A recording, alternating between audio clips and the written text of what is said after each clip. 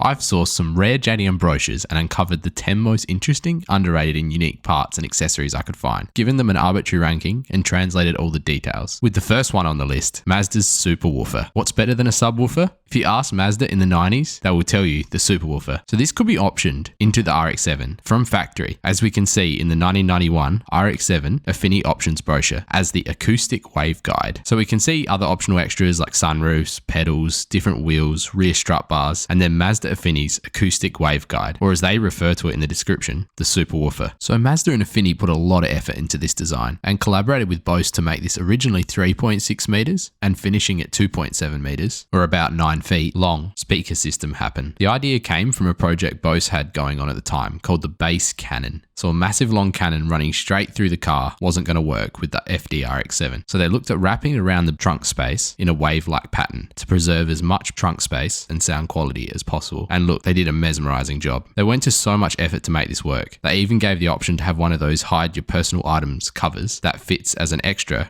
option with the sound system. I don't think I've ever seen it in a Mazda RX-7 for that matter. Actually, that's a lie. I found one person on the internet reporting they had it. I love how they optioned the privacy cover as well. That's true respect to Mazda, Affinity and Bose. To this day, Mazda and Bose still advertise this system as the inspiration that built a 30-year partnership between these two. I would just love to get a sound engineer to comment their personal opinion about this. So I really get around the controversy of making tiers lists for these parts. So yes, you lose some practicality in the trunk, but I feel like sound waves echoing and bouncing its way around the trunk like Bose intended, and knowing the effort that Mazda Affinity went into the construction of this design to make this happen, with the result of pretty much no one buying it. This has to be an S tier optional part. If I saw one of these, you could say art pieces in the trunk of an RX-7, I'd remember it forever. So part number 9, with the Nissan Pulsar and its OEM factory fitted roll cage. One of the most extreme parts to make it into a road-going affordable car, potentially ever. So to restate that sentence, it's no longer just a Nissan Pulsar. This is the totally forgotten legend, the Nissan Pulsar GTI-R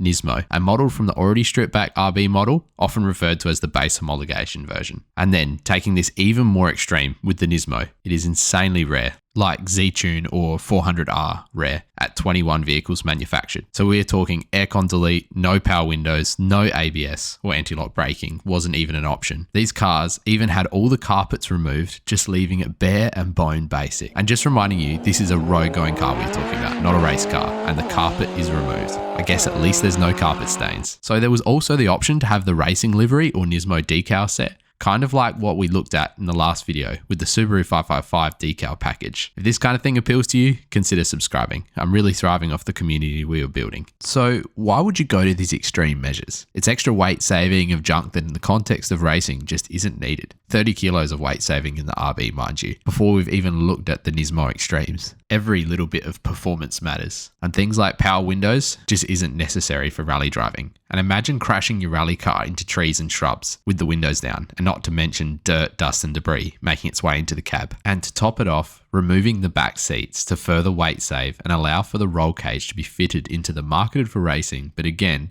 reiterating, this is a road-going car, and mind you, decently cheap one for what it is. And considering it weighs as little as 1,190 kilos, or about 2,600 pounds, in an all-wheel drive body, that's pretty good. Anyway, I'm getting too sidetracked from the OEM factory part. So was the Nismo Pulsar the only JDM car to have a factory roll cage? And the answer is, believe it or not, no. So I also managed to find, in a very small number of WRX catalogues, through the early GC8s in JDM spec, that offered factory fitted roll cages on their WRXs. It even came with a disclaimer saying to check and see if it complies with local road laws when using. And I did find this old owner's forum to a 4-door WRX STi Type RA who discussed his car having this option, and that it could be identified by the foot plates to the roll cage being stamped with STI, which is just so cool to think that every time you got in your WRX with a roll cage, you are reminded by the STI stamp. And if you're wondering why these are often illegal to custom fit and modify non-factory roll cages in many countries, it's due to the fact they are ironically a huge safety hazard to the driver and passengers during a crash when not wearing a helmet and harness, and that the roll cages were heavily padded to help comply with road rules and not wearing a helmet. But being factory fitted OEM, this likely bypasses any local ruling you have and makes it legal. The forum linked to another owner who also had the OEM roll cage option on his JDM 1995 WRX, and his roll cage still has the original sticker, 1995 WRC World Champion, Subaru Impreza 555, the 555 Subaru World Rally Team. And I'm guessing these different titles below are maybe the stages won by the rally car, like Monte Carlo and Portugal. Someone who's really into their rallying might be able to tell me that in the comments. And what solidifies this even more is he still has the original STi brochure showing where it braces and how it functions, which you can see structurally improves the A, B and C pillar, and these three directions really play the biggest role in the vehicle structural integrity in a rollover, which again is so cool to see all this outlined by Subaru.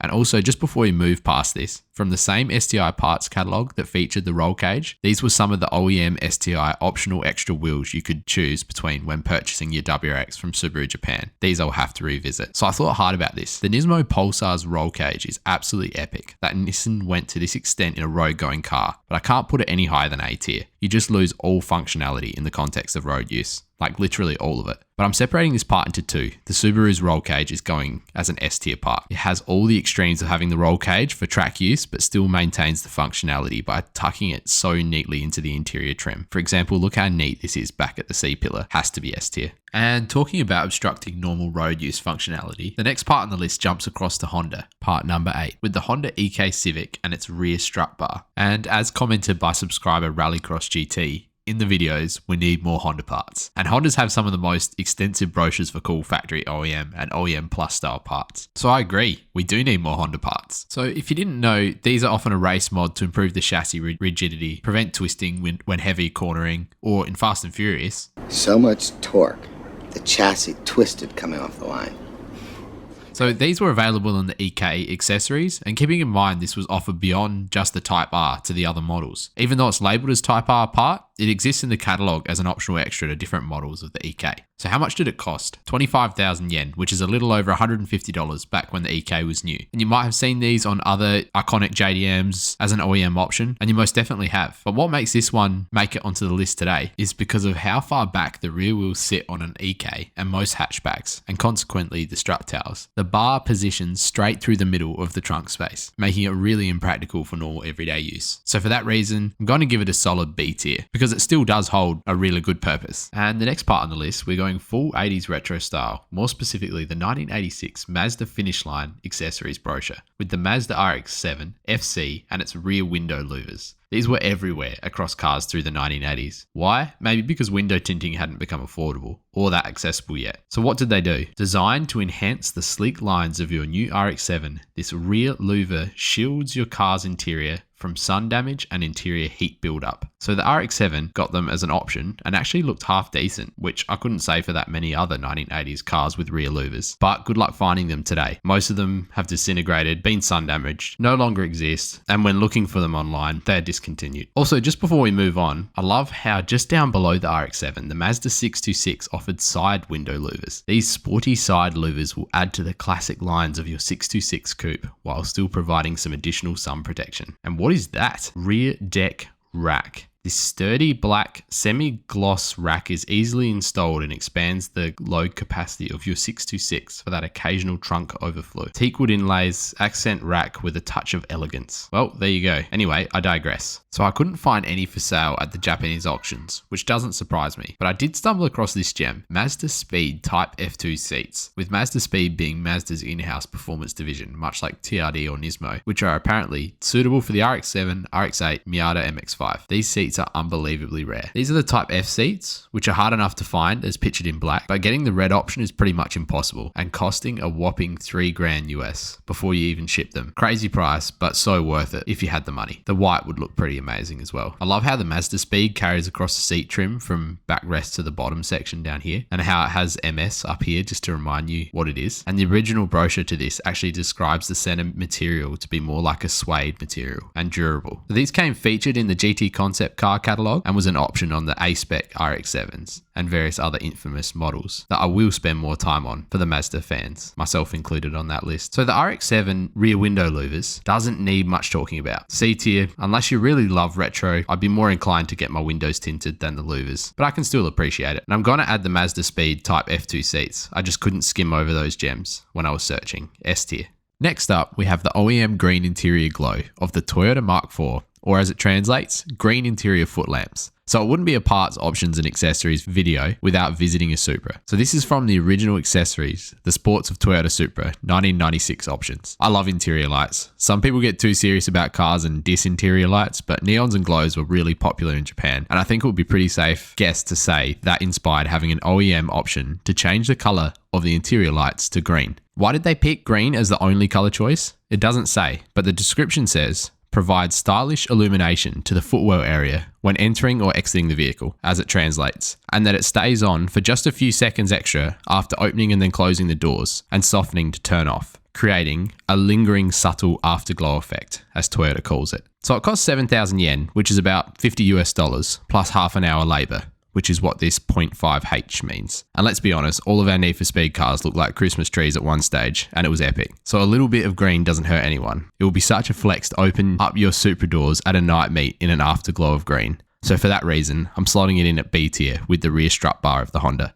The next part we have is off of one of my all-time favourite JDM Forgotten Legends, the Tommykaira ZZ Coupe, and its optional extra built-in tow hook to its rear diffuser. So if you optioned on this tow hook and diffuser, it actually incorporated the tow hook and built it into the rear diffuser, which is the red hole here. So the ZZ is one of the most underrated cars and is pretty much Tommykaira's only built from the ground up car, powered by a carby converted SR20 with a layout of a mid-engined rear-wheel drive and a chassis weighing only approximately 1,500 pounds, which is just an epic combination. This is such a little beast of a car. And it featured a bathtub style monocoque chassis with steel tube frames for reinforcement, really getting as close to a race car as you could for its time and a road going vehicle. So you could also option a front tow hook, which is really complicated to look at and tell what's going on just by the brochure picture. And to be perfectly honest, I can't really tell what the orientation of this picture actually is, if you wouldn't mind helping me out in the comments. Unfortunately, I couldn't find this option on any ZZs that I looked at to get a better perspective. It's a fascinating car, and I do cover it in my Tommykaira complete cars list videos, and I'm really looking forward to covering it in depth in its own video, because it deserves a better understanding. So it has some interesting extras, with the focus being this optional rear diffuser. What's different about this to other JDM cars of this time that you see with a rear diffuser? For starters, not many cars had it as an option. For example, my old R34 GTI-R V-Spec. You can see the tow hook is clearly separate to the carbon fiber V-Spec diffuser. So to be able to tow directly from the diffuser, like in the ZZ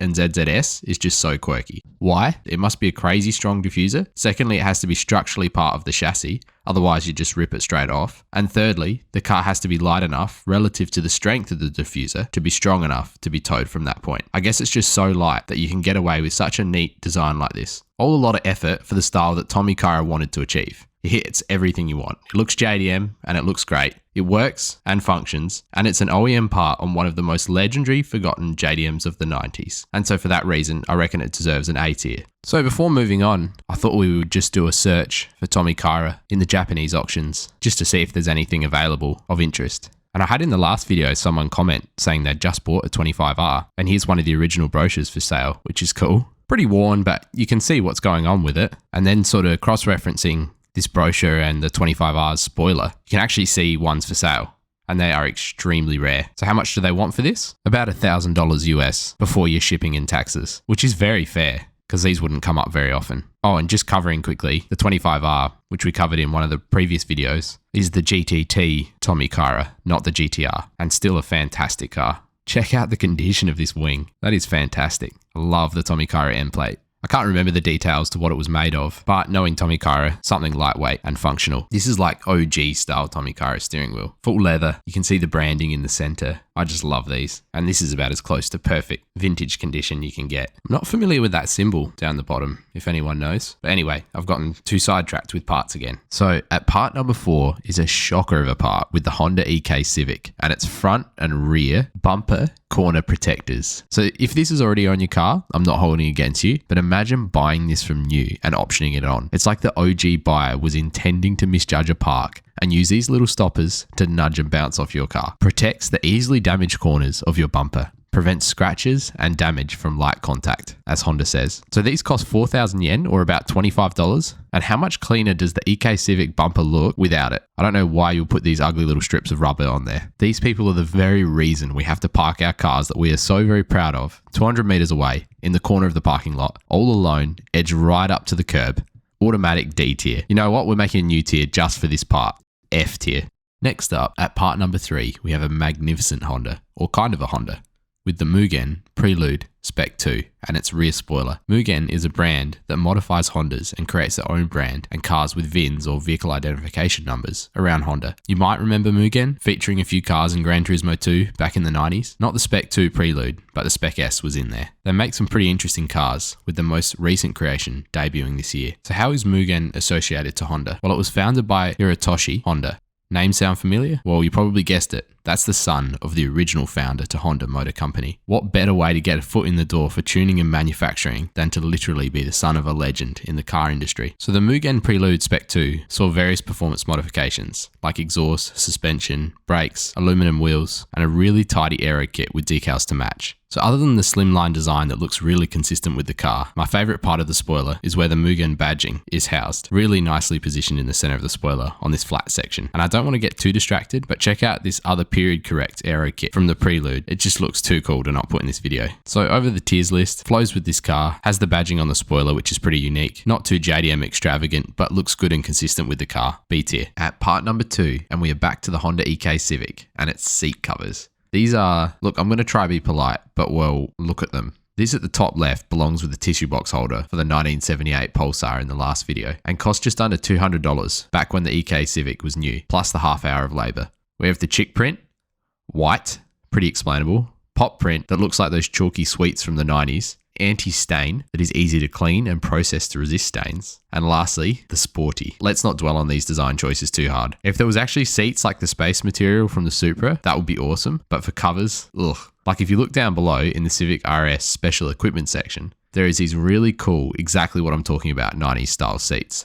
Get those, not the pop or chick print seat covers. So I was going to jump straight to D tier with these. I don't really like them. I'm not anti-grandpa spec, but there's not one set of seat covers here that I would keep. But I'm going to bump them to C tier, just because you get the added extra effect of protecting your original seats, while still maintaining a sleeper look. Actually, you could definitely make these work for a sleeper. C tier is spot on. Alright, now let's move on to another legendary piece of JDM history. Part number 1. The MazdaSpeed MS-01F wheels. These wheels are an iconic creation from MazdaSpeed and collaborating with Rays, much like Nissan and Nismo did for their Le Mans style wheels, and feature in a handful of brochures by Mazda. Translating Mazda's words, they are based off the infamous Le Mans 787B's wheels. A car that if you haven't heard of, you need to do some research. They were often advertised in the brochure along with other enhancements ranging from suspension setups to aerodynamics, and some pretty crazy in-house Mazda performance upgrades, and of course, wheels like the MS-01F. MazdaSpeed has a whole line of wheels, with the MS-01s being the early gen wheels, followed by later,